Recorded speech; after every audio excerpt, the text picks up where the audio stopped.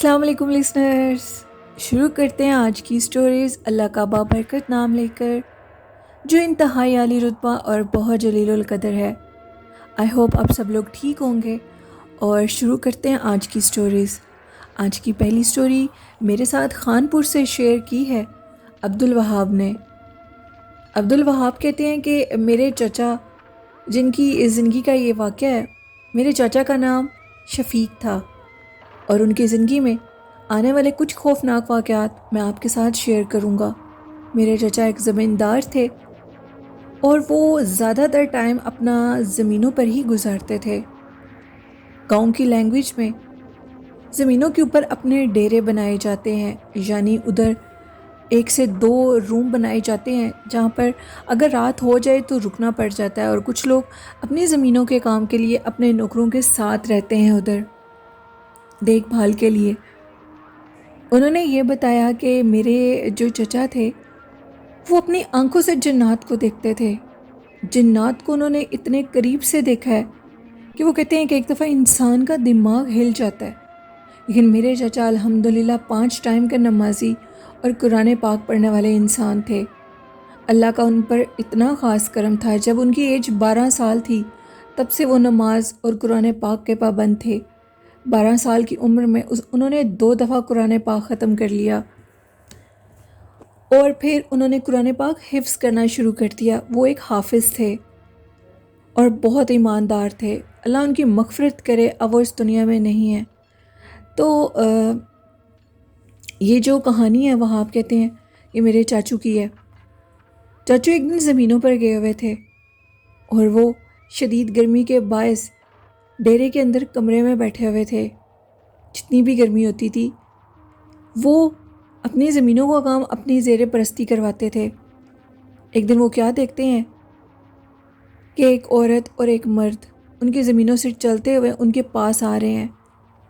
اکثر لوگ جو ذمہ دار ہوتے ہیں وہ اپنی اپنی زمینوں میں ہی چلنے پھرنے کی جو جگہ ہوتی ہے، دوسرے لوگ جو ہوتے ہیں وہ ان زمینوں کے راستے سے نہیں گزرتے، ان زمینوں کے اندر سے نہیں گزرتے، یعنی فصلوں کے اندر سے نہیں گزرتے۔ تو چاچا نے کہا کہ چلو کوئی بات نہیں، شاید کوئی کام کے سلسلے میں آ رہا ہو۔ میرے چاچا بہت شفیق، ان کا نام بھی شفیق تھا، اور وہ بہت شفیق طبیعت کے تھے۔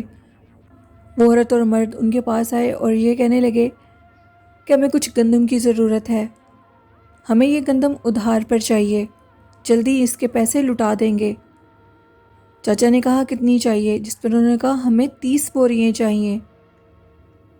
پہلے تو چاچا نے یہ کہا کہ یہ تھوڑی نہیں ہے، جس پر اس عورت اور مرد نے کہا کہ یہ بہت تھوڑی ہیں، ہمیں یہ ادا کر دو۔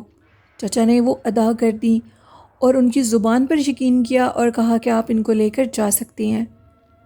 سب سے بڑی حیرانگی کی بات کہ وہ عورت اور مرد ایک ایک ٹائم پر اپنی کمر کے اوپر 10 بوریوں کو اٹھا کر لے کر جا رہے تھے، اور دوسرے چکر میں انہوں نے وہ بوریاں اٹھا کر لے گئے، اور یوں لگتا تھا کہ جیسے وہ بہت قریب جا رہے ہیں، دور نہیں جا رہے۔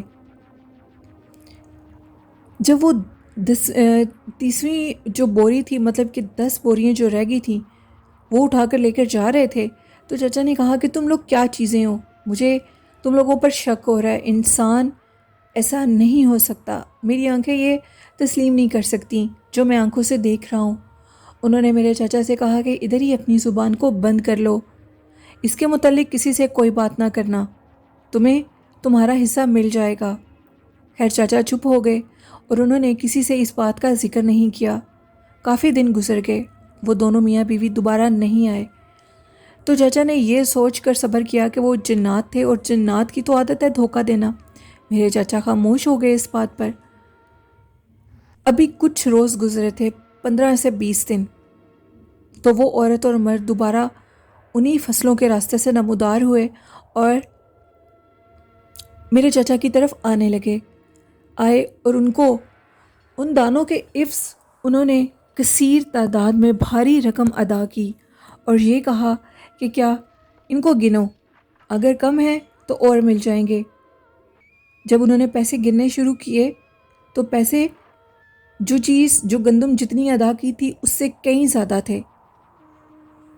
تو چاچا نے کہا کہ یہ جو فالتو پیسے ہیں ان کو آپ واپس لے کر جا سکتے ہیں۔ انہوں نے کہا نہیں، ہم یہ پیسے واپس نہیں لے کر جائیں گے۔ تو انہوں نے کہا کہ میں ایک ایماندار، حافظ قرآن اور اللہ اور اس کے رسول صلی اللہ علیہ وسلم سے ڈرنے والا انسان ہوں، میں کسی کے پیسے ناجائز نہیں کھا سکتا۔ ان دونوں عورت اور مرد نے کہا کہ ہم نے تمہیں یہ انعام دیا ہے، تم نے ہم پر یقین کیا۔ اس ٹائم ہمارے بچوں نے کھانا کھانا تھا، جس کی وجہ سے ہم بہت پریشان تھے۔ اس گاؤں میں بہت سے لوگ رہتے ہیں، لیکن تم سے زیادہ ایماندار انسان ہمیں کوئی نظر نہیں آیا، اور تم سے زیادہ اچھا انسان ہمیں کوئی نظر نہیں آیا۔ اس کی وجہ سے ہم بالکل تمہارے پاس آئے تھے، اور ہم یہ یقین رکھتے تھے کہ تم ہمارا کام کر دو گے۔ انہوں نے چاچا کو کہا کہ ہمارے اس تحفے کو قبول کرو۔ ابھی چاچا یہ بات کر ہی رہے تھے کہ میرے چاچا کی حیرانگی کی انتہا باقی نہیں تھی۔ یہ بات کر کے وہ لوگ اٹھے اور دروازے میں گئے اور غائب ہو گئے۔ وہ یہ بتاتے ہیں کہ ان کی جو آنکھیں تھیں وہ ہم انسانوں سے بالکل ڈیفرنٹ تھیں، چاہے انہوں نے انسانی روپ دھارا ہوا تھا۔ ان کی آنکھیں آگ کی طرح جلتی ہیں، سرخ لال انگارے کی طرح۔ اتنی شدید گرمی میں ادھر بیٹھنے کا حال نہیں تھا، لیکن جس ٹائم وہ دونوں میاں بیوی اندر آئے تو مجھے یوں لگ رہا تھا کہ خدا نہ خواستہ میں کسی جہنم میں آ چکا ہوں۔ ان کے جسم سے آگ برس رہی تھی، اس کمرے کا ٹمپریچر برداشت سے باہر ہو چکا تھا۔ یہ سٹوری مجھے چاچا نے سنائی۔ پھر وہ یہ بتاتے ہیں کہ رات کے ٹائم جب میں ادھر سویا ہوا ہوتا تھا تو رات کو کافی بھاگنے دوڑنے کی انسانی آوازیں آتی تھیں۔ جب اٹھ کر دیکھتا تھا تو کوئی بھی نہیں ہوتا تھا۔ وہ اپنے ڈیرے پر باہر چارپائی ڈال کر سوتے تھے۔ ان کا ایک یہ اصول تھا کہ وہ جب بھی سوتے تھے تو اپنی جو چارپائی تھی وہاں پر ٹانگوں والی سائڈ پر دور فاصلے پر وہ آگ جلا دیتے تھے، اور ایک ایک کوئلہ، دہکتا ہوا کوئلہ اپنی چارپائی سے تھوڑا دور کر کے چاروں طرف رکھ دیتے تھے۔ کوئی بھی جنات ان کے قریب نہیں آتا تھا، لیکن وہ اپنی آنکھوں سے یہ دیکھتے تھے کہ ادھر جنات بھی کثیر تعداد میں، پوری ان کی فیملی جیسے خاندان ہوتا ہے وہ لوگ بھی ادھر ہی ہوتے تھے۔ ہماری رات ہوتی تھی اور ان کا دن ہوتا تھا۔ وہ لوگ ادھر بیٹھ کے کھانا وغیرہ کھا رہے ہوتے تھے۔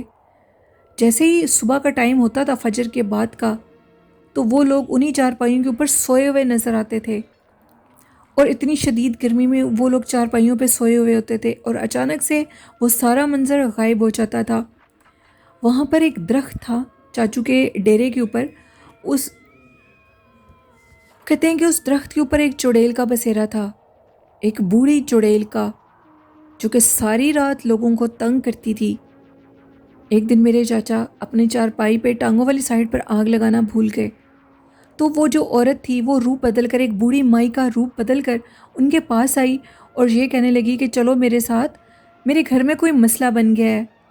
چاچا جیسے ہی تھوڑا سا راستہ اس کے ساتھ چل کر گئے تو اچانک سے اللہ کا ان پر فضل ہوا، اور انہوں نے اس کے پیروں کی طرف دیکھا تو وہ بالکل الٹے تھے۔ وہ ادھر سے پچھلے قدم واپس ہو گئے۔ اتنے میں اس عورت کے پیچھے سے ہنسنے کی آوازیں آئیں۔ چاچا جلدی سے گئے، قرآن پاک کی تلاوت کرتے رہے سارے راستہ، اور پھر اس کے بعد انہوں نے اپنے پیروں والی سائڈ پر آگ لگا دی، اور ایک ایک کوئلہ اپنی چارپائی کے تھوڑی دور کر کے رکھ دیا۔ اب وہ عورت بالکل آگ کے اپوزٹ سائڈ پر بیٹھی ان کو دیکھ رہی تھی، اور یہ کہہ رہی تھی کہ کسی ٹائم تو یہ آگ ختم ہوگی اور تم میری خوراک بن جاؤ گے، میں تمہیں زندہ نہیں چھوڑوں گی۔ اب چاچا اس کی باتیں سن کر اور بلند آواز میں قرآن پاک کی تلاوت کرنے لگے۔ ساری رات صبح فجر تک یہ کام چلتا رہا۔ وہ کہتے ہیں کہ نیند کے ہمارے، ایک تو نیند بہت زیادہ تھی، دوسرا خوف بہت تھا، اور اللہ کا ذکر کر رہا تھا۔ جیسے ہی فجر کا ٹائم ہوا، اب میں یہ چاہ رہا تھا کہ میں اٹھ کر فجر کی نماز ادا کروں۔ وہ عورت سٹل فجر کی اذان کی پہلی تکبیر پر وہاں پر تھی، لیکن جیسے ہی اللہ اکبر کی بلند آواز اس کے کانوں میں آئی تو وہ دوڑتی ہوئی، ایسے جیسے اس کو آگ لگ گئی ہو، وہ دوڑتی ہوئی اسی درخت کی طرف گئی اور غائب ہو گئی۔